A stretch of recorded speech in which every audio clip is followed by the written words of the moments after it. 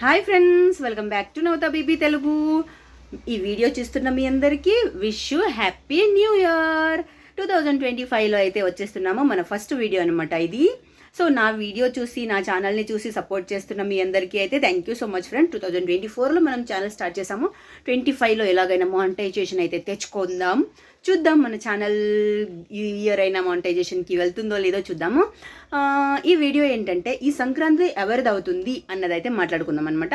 అంటే ఇప్పుడు మన సంక్రాంతికి 3 మెయిన్ సినిమాలు అయితే వస్తున్నాయి. 3 ఎవరెవరిది జనవరి 10th అయితే రామ్ చరణ్ గారు అయితే వస్తున్నారు. గేమ్ చేంజర్ మూవీతో వస్తున్నారు. 2 days తర్వాత బాలకృష్ణ గారు వస్తున్నారు.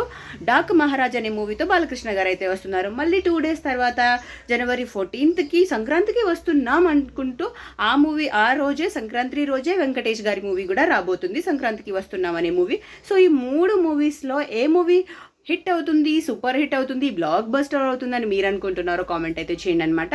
అండ్ ఈ వీడియో చూస్తున్న మీలో ఈ 3 హీరోస్లో ఎవరి ఫ్యానో కూడా కామెంట్ చేయండి. అండ్ కామన్గా అయితే దిల్ రాజు గారు ప్రొడ్యూసర్ మూవీస్కి ఏ మూవీ బ్లాక్ బస్టర్ హిట్ అవుతుందో అయితే కామెంట్ చేసేయండి.